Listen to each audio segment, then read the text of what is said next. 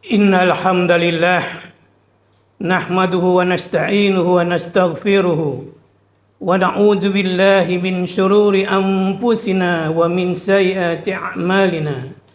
May yahdihillahu fala mudilla lahu wa may yudlil fala hadiyalah. Ashhadu an la ilaha illallah wa ashhadu anna Muhammadan abduhu wa rasuluh la nabiyya wa la rasuluhu ba'da. Allahumma salli ala Muhammad wa ala alihi wa sahbihi ajma'in, amma ba'd. Qala Allah ta'ala fi kitabil karim, a'udzu billahi minasy syaithanir rajim. Ya ayyuhalladzina amanu taqullaha haqqa tuqatih wa la tamutunna illa wa antum muslimun.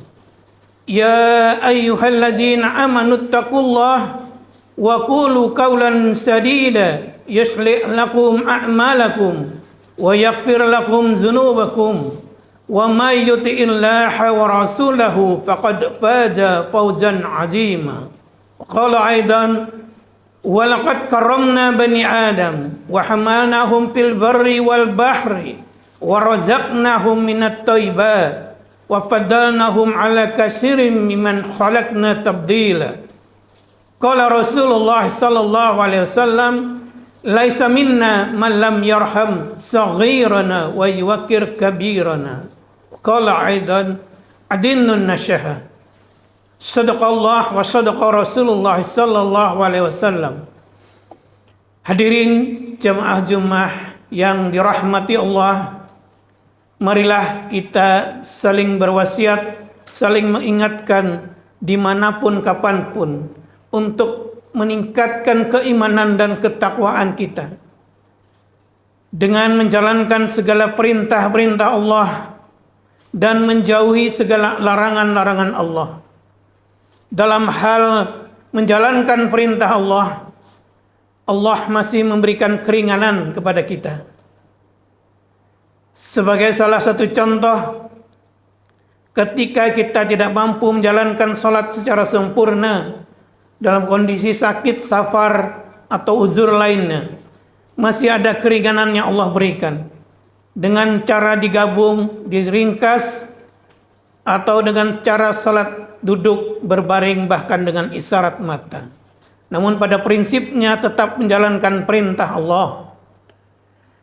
Namun dalam hal meninggalkan larangan Allah, tidak ada keringanan yang Allah berikan. Karena di balik larangan ini ada hikmah kebaikan yang akan kembali kepada kita, baik dari sisi manfaat, maslahat, dan kesehatan lainnya. Juga yang Allah larang jauh lebih sedikit daripada yang Allah perkenankan untuk kita nikmati di atas bumi Allah ini. Salawat dan salam semoga senantiasa tercurahkan kepada baginda Rasulullah, keluarga, sahabat, dan insya Allah kita sebagai umat Rasulullah yang telah dibimbing Rasulullah dari kegelapan menuju adinul haq al-Islam, dan semoga kita dikuatkan untuk istiqomah dari hari ke hari hingga akhir kehidupan kita, dan kita dimudahkan mengakhiri kehidupan kita dengan kalimat indah, kalimat tauhid, la ilaha illallah, agar kita bisa meraih surganya Allah. Hadirin jamaah Jumat rahimakumullah, di awal khutbah kami bacakan satu ayat dari surat Al-Isra, surat ke-17 ayat ke-70. A'udzubillahi minasyaitonir rajim. Wa laqad karramna bani adam wa hamalnahum fil barri wal bahri wa razaqnahum minat thayyibat wa faddalnahum ala katsirin mimman khalaqna tabdila. Dan sungguh, kata Allah, kami telah memuliakan anak cucu Nabi Adam, dan kami angkut mereka di daratan dan di lautan. Kami beri mereka rezeki dari yang baik-baik, dan kami lebihkan mereka atas banyak makhluk yang telah kami ciptakan dengan kesempurnaan yang lebih sempurna. Di dalam ayat ini ada 4 hal yang bisa kita ambil ibrah sebagai pelajaran. Yang pertama, Allah telah berjanji, Allah menegaskan, Allah telah memuliakan anak keturunan Nabi Adam. Yang kedua, Allah menjamin Allah akan memudahkan segala aktivitas anak keturunan Nabi Adam di daratan ataupun di lautan, dimanapun berada. Yang ketiga, Allah menjamin rezeki, dan rezeki dari yang baik-baik. Yang keempat, Allah telah menciptakan manusia sebagai makhluk yang sempurna dari semua makhluk yang pernah Allah ciptakan. Pada kesempatan singkat ini, coba kita sama-sama belajar untuk merenungi yang pertama, walaqad karamna bani Adam. Dan sungguh Allah telah memuliakan anak keturunan Nabi Adam. Artinya di sini dari kita lihat redaksinya, Allah telah memuliakan. Allah akan menjamin memuliakan dari makhluk Nabi Adam hingga manusia terakhir nantinya. Siapapun dia, dan kita cermati di sini tidak ada prasyarat dalam hal Allah memuliakan. Apakah dia sudah beriman atau tidak beriman? Apakah dari bangsa mana, warna kulit apa? Allah tidak menentukan syaratnya. Allah telah menjamin dan telah memuliakan dari manusia pertama hingga manusia terakhir nantinya. Ini menjadi pelajaran kuat bagi kita, agar kita pun sesama di antara kita, dengan tidak melihat latar belakang, apakah sudah beriman, belum beriman, dari bangsa mana, warna kulitnya apa, suku golongan apapun, bahkan status sosial, partai politik, organisasi masyarakat apapun, sesuai ayat ini Allah telah memuliakan. Dan ini menjadi pesan kuat agar kita pula saling memuliakan, saling menyayangi, saling support, saling bantu di antara kita. Rasulullah menyampaikan satu pesan juga di dalam hadis sahih Imam At-Tirmidzi, laisa minna man lam yarhab saghirana wa yuwaqqir kabirana. Bukan termasuk golongan kami, kata Rasulullah. Tegas Rasulullah di awal hadis menjelaskan, laisa minna, bukan termasuk golongan kami. Artinya Rasulullah tidak akan mengakui kita. Rasulullah tidak menganggap kita sebagai umat Rasulullah. Malam yarham sagirana, siapa yang tidak menyayangi anak kecil dalam redaksi ini, maknanya bukan hanya dari sisi usia, tapi dari sisi apapun yang berada di bawah kita, baik dari sisi ilmu, harta, ketokohan, apapun. Wa yuwaqqir kabirana, dan tidak menghormati orang yang lebih tua di antara kalian. Ini maknanya juga bukan dari sisi usia saja. Yang lebih tinggi di antara kita, baik dari sisi usia, ketokohan, ilmu, harta, apapun. Jadi Rasulullah tegas menegaskan agar kita bersikap sayang, hormat, saling support, saling bantu kepada orang yang di bawah kita dan orang yang lebih di atas kita. Terlebih lagi orang tua kita, guru-guru kita, siapapun, kita harus saling menyayangi, saling menghormati. Dan tegas Rasulullah menyatakan laisa minna. Kita bisa bayangkan ketika di yaumul hisab nanti, semua umat akan berdiri di belakang pada para nabi dan rasulnya. Ketika kita tidak menjalankan pesan Rasulullah ini, dua hal ini, kita akan berdiri pada barisan mana? Berikutnya Rasulullah juga menegaskan salah satu pesan, al-muslimu man salima muslimuna min lisanihi wa yadihi. Seseorang dikatakan seorang muslim apabila saudara muslim lainnya selamat dari lisannya dan dari tangannya. Dua hal yang Rasulullah pesankan, lisan dan tangan. Makna lisan di sini ketika kita berbicara, apakah lisan kita, tutur kata kita santun, ataukah menyakiti hati saudara kita, membuat berita-berita bohong, atau menyampaikan hal yang tidak benar, bahkan fitnah yang bisa membuat sengsara berkepanjangan. Terlebih lagi kondisi saat ini, kita mungkin tidak perlu keluar rumah, tidak perlu ketemu seseorang untuk menyampaikan satu pesan. Dengan kemajuan teknologi, di rumah kita sendiri, di dalam kamar kita sendiri, kita bisa menyampaikan satu berita, menyampaikan satu pesan. Nah, apabila pesan yang kita sampaikan, kita tidak meyakini kebenarannya, padahal Al-Quran menegaskan, fatabayyanu, in konfirmasi, cek and recheck kebenaran suatu berita. Ketika kita ikut share berita, informasi, ternyata ini adalah berita yang hoax, tidak benar, atau fitnah, kita telah menyebarkan satu dosa, dan kita pun akan mendulang dosa jariah dari hal yang sepele yang telah kita sampaikan. Yang kedua, Rasulullah sampaikan ciri orang muslim apabila saudara lainnya selamat dari tangannya. Makna tangan di sini bukan hanya kedua belah tangan kiri dan kanan, tapi apa yang melekat di dalam kita, kekuasaan kita, kewenangan kita, tanda tangan kita, yang dengan hal itu bisa membuat saudara kita terzolimi, bisa membuat hak saudara kita berpindah tangan secara zalim, atau bahkan bisa mengambil hak hidup saudara kita dengan kekuasaan, dengan tangan kita. Ini sungguh luar biasa kezaliman. Seorang pemimpin hendaknya senantiasa ngayomi, menjaga, mendahulukan hak-hak orang yang dipimpin.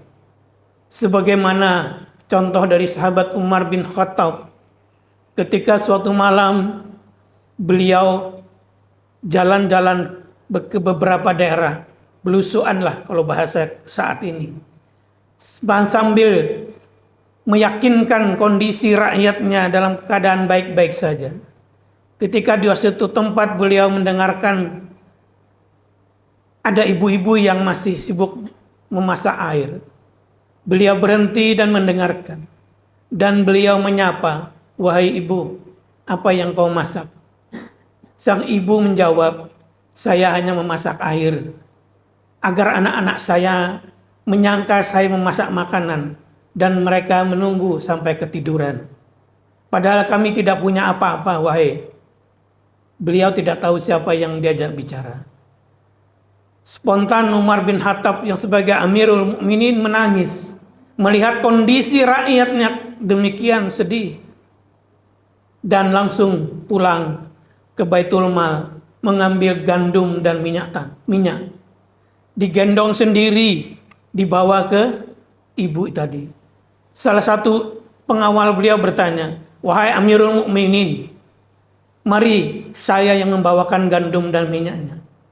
Langsung dijawab oleh Amirul Mukminin, "Maukah engkau di akhirat nanti menanggung dosaku?" Sampai di rumah ibu, Umar bin Khattab langsung memasak, dan selesai memasak, dibangunkan anak-anak ibu itu, didulang sampai kenyang. Begitulah contoh luar biasa dari Amirul Mukminin Umar bin Khattab yang banyak cerita-cerita, kisah-kisah teladan dari beliau. Seharusnya itulah seorang pemimpin, bukan malah menjolimi rakyatnya, mengambil hak rakyatnya, bahkan mengambil hak hidup rakyatnya. Kita bisa lihat fenomena sekarang ini. Banyak hal-hal yang sepele, yang sangat remeh-temeh, yang semestinya bisa diselesaikan dengan secara kekeluargaan, hanya berperkara soal duit serupiah, 2 rupiah, bisa terjadi pertumpahan darah dan bisa mengambil hak hidup saudaranya. Ini sangat ironis sekali. Sementara Rasulullah menegaskan 2 hal, lisan dan tangan ini harus dijaga. Dan ini adalah salah satu ciri seorang muslim. Al-Quran pun menegaskan satu pesan kuat di dalam Al-Maidah ayat 32. A'udzubillahi minasyaitonirrajim. Man qatala nafsan bighairi nafsin aw fasada fil ard faqa'annama qatalan nasa jami'an. Siapa saja yang membunuh satu jiwa karena tidak ada hak atau tidak melakukan kerusakan di atas bumi Allah, faqa'annama qatalan nasa jami'an, maka seakan-akan dia telah membunuh seluruh jiwa yang ada di atas bumi Allah ini. Ini bisa kita bayangkan Al-Quran untuk menjaga jiwa seseorang. Tanpa hak, jika terjadi pertumpahan darah mengambil hak hidup saudaranya, Allah tegaskan seolah-olah telah membunuh seluruh jiwa di atas bumi Allah. Lebih jauh lagi Rasulullah menegaskan, la jawalud dunya ahwanu indallahi min qatli rajulun muslim.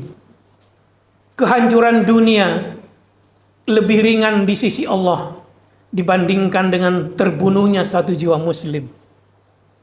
Tadi Al-Maidah 32 komparasinya adalah satu jiwa tidak melihat siapa dia, beriman atau tidak beriman. Allah bandingkan seakan-akan telah membunuh seluruh jiwa manusia yang ada di atas bumi Allah. Rasulullah lebih tegas, lebih khusus, spesifik lagi.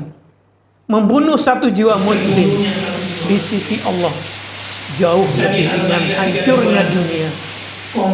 Betapa berharganya satu jiwa muslim yang harus kita jaga, yang harus kita hormati. Kita bisa lihat sekarang banyak terjadi pembunuhan sesama muslim karena perkara-perkara yang sepele, perkara-perkara yang remeh-temeh, yang bisa diselesaikan dengan musyawarah, karena hanya ingin menunjukkan kekuasaannya, syahwatnya, menunjukkan kewenangannya saat ini, mengikuti hawa nafsunya, akhirnya terbujuk rayuan setan. Lebih jauh lagi kita lihat saudara-saudara kita yang ada di Palestina, Gaza. Setiap hari, setiap jam, setiap detik bisa terjadi pembunuhan secara massal.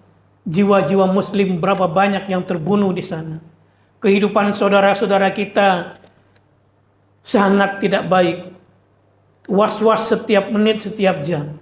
Sangat beda dengan kita yang ada di sini. Begitu nyaman, begitu nikmat kita melakukan kegiatan, beribadah dengan tenang, melakukan aktivitas begitu mudah, fasilitas sangat nyaman. Inilah satu pesan yang Rasulullah sampaikan. Terbunuhnya satu jiwa muslim di sisi Allah lebih ringan daripada hancurnya dunia. Apa yang bisa kita lakukan, kita perbuat. Sebagaimana Rasulullah ingatkan, tidak sempurna iman seseorang ketika dia tidak menyayangi saudaranya sebagaimana dia menyayangi dirinya sendiri. Apa yang bisa kita lakukan pembelaan terhadap saudara-saudara kita di Gaza? Tidak harus kita datang ke medan perang, kita bantu, karena akan merepotkan. Dengan kondisi yang berjauhan, minimal 3 hal bisa kita lakukan terhadap saudara-saudara kita. Pertama, kita bisa lakukan sedekah. Kita sedekahkan rezeki yang Allah titipkan kepada kita. Sekaligus kita membersihkan rezeki yang Allah titipkan kepada kita.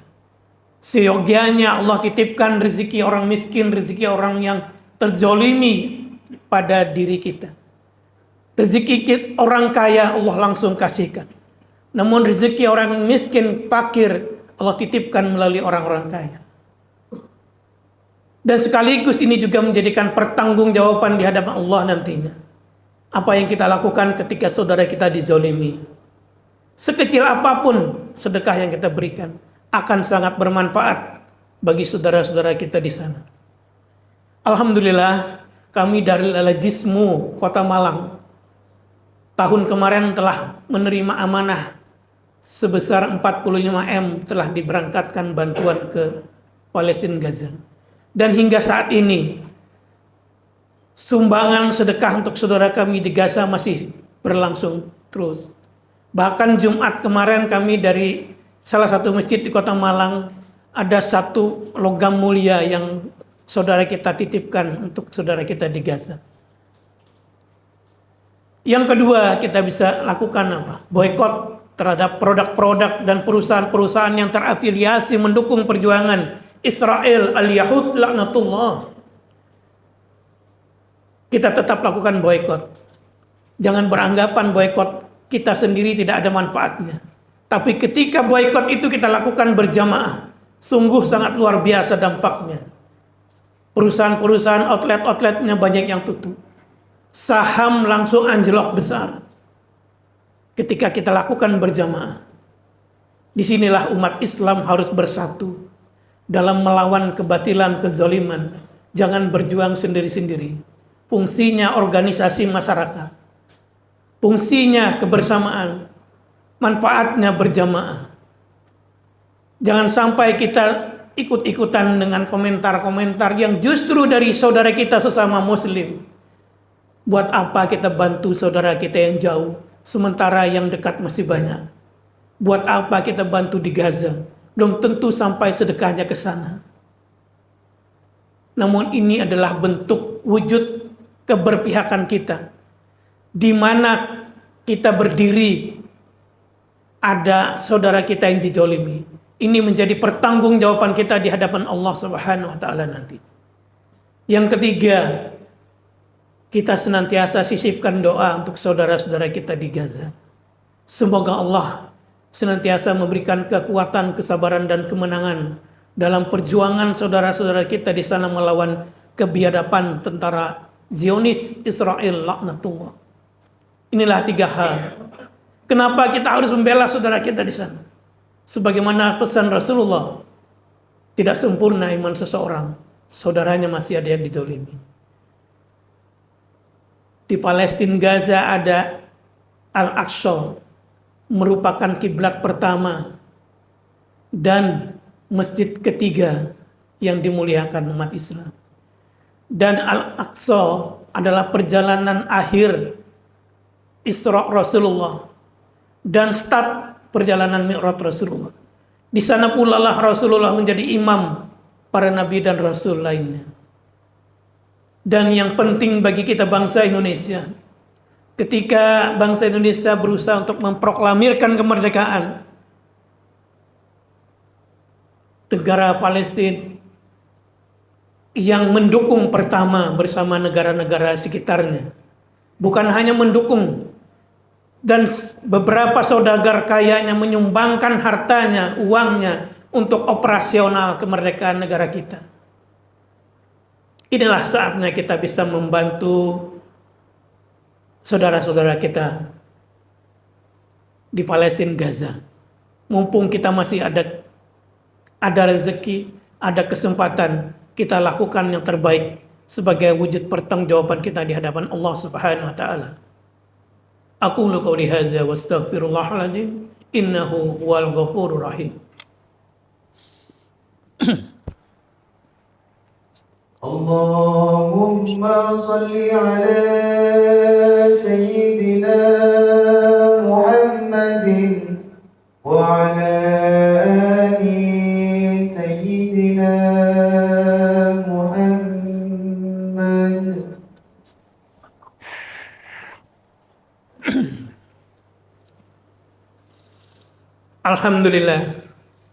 Alhamdulillahilladzi hadana li hada wa ma kunna linahtadi laula an hadanallah. Asyhadu an la ilaha illallah wa asyhadu anna Muhammadan abduhu wa rasuluh. Allahumma salli ala Muhammad wa ala alihi wa sahbihi ajmain, amma ba'd. Hadirin jamaah Jumat yang dirahmati Allah. Khutbah kedua, marilah kita sama-sama merenung evaluasi diri kita dari sejak akil balik hingga saat ini. Sudah berapa lama Allah titipkan usia waktu kita? Sudah berapa banyak amal kebaikan yang kita kerjakan? Sudah berapa banyak pula kemaksiatan, keburukan yang pernah kita kerjakan? Mari mumpung kita masih diberi kesempatan, kesehatan, usia, kita manfaatkan, kita perbaiki, kita saling mengingatkan untuk meningkatkan ketakwaan kita dimanapun kapanpun kita berada. Ittaqillaha haitsuma kunta. Bertakwalah kepada Allah dimanapun kita berada. Kita tingkatkan dari sisi kuantitas amal soleh kita. Kita perbaiki kelemahan kekurangan kita selama ini. Kita sama-sama tidak tahu sampai kapan Allah berikan usia, kesempatan, kesehatan kita. Tidak ada jaminan yang tua lebih dulu, yang muda belakangan, atau yang sakit lebih dulu, yang sehat belakangan. Semua menjadi rahasia Allah. Bisa jadi nanti setelah ini ada salah satu di antara kita yang menghadap kepada Allah.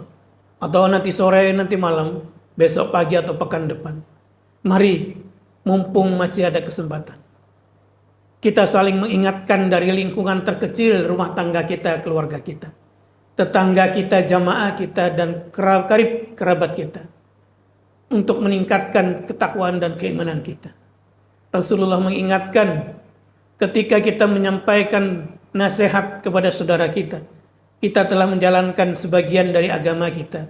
Adinnun nasihat, agama adalah nasihat. Tawassaw bil haq wa tawassaw bis sabr. Kita saling mengingatkan hal kebenaran dan kesabaran. Mari kita akhiri dengan bermunajat kepada Allah Subhanahu wa taala. Semoga kita dikuatkan untuk tetap istiqomah hingga akhir hayat kita, dan kita dimudahkan, dibimbing sama Allah di akhir kehidupan kita. Kalimat terakhir kita adalah kalimat tauhid, la ilaha illallah, agar kita bisa meraih surganya Allah. Sebagaimana Rasulullah pesankan, man kana akhiru kalamihi la ilaha illallah dakhalal jannah. Baik, kita perbaiki posisi duduk, kita tenangkan jiwa pikiran sebelum bermunajat kepada Allah Subhanahu wa taala. A'udzubillahi minasyaitonir rajim. Bismillahirrahmanirrahim. Alhamdulillah hamdan yuafi ni'amahu wa yukafi mazidah. Ya Rabbana lakal hamdu kama yanbaghi li jalali wajhika wa azimi sultanik. Allahumma salli ala Muhammad wa ala alihi wa sahbihi ajmain. Rabbana dhalamna anfusana wa illam taghfir lana wa tarhamna lanakunanna minal khasirin. La ilaha illa anta subhanaka inni kuntu minadz zalimin. La ilaha illa anta subhanaka inni kuntu minadz zalimin. La ilaha illa anta subhanaka inni kuntu minadz zalimin. Allahumma ghfir lil muslimin wal muslimat wal mu'minin wal mu'minat al ahya'i minhum wal amwat. Rabbana hab lana min azwajina wa dzurriyyatina qurrata a'yun waj'alna lil muttaqina imama. Rabbana la tuzigh qulubana ba'da id hadaitana wa hab lana min ladunka rahmah innaka antal wahhab. Ya Allah, ya Rabbana, anugerahkanlah ya Allah kekuatan, kesabaran dan kemenangan ya Allah pada saudara-saudara kami yang ada di Palestina, Gaza. Ya Allah, ya Rabbana, anugerahkanlah ya Allah kekuatan, kesabaran dan kemenangan ya Allah bagi saudara kami yang ada di Palestina, Gaza, dalam berjuang melawan kebiadaban Israel al-Yahud laknatullah. Ya Allah, ya Rabbana, hancurkanlah ya Allah sehancur-hancurnya ya Allah tentara Israel al-Yahud laknatullah beserta kroni-kroninya dan semua pihak yang terafiliasi mendukung perjuangannya ya Allah. Ya Allah, ya Rabbana, Allahumma inna nas'aluka ilman nafi'an wa rizqan thayyiban wa amalan mutakabbalan. Allahumma inna nas'aluka husnul khatimah wa na'udzubika min su'ul khatimah. Allahumma rzuqna taubatan nasuha qabla al-maut.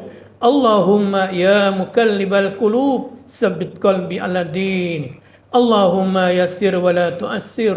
Rabbana atina fid dunya hasanah wa fil akhirati hasanah wa qina adzabannar. Subhana rabbika rabbil izzati amma yasifun wassalamun alal mursalin walhamdulillahi rabbil alamin. Wala dzikrullahi akbar. Aqimis salat.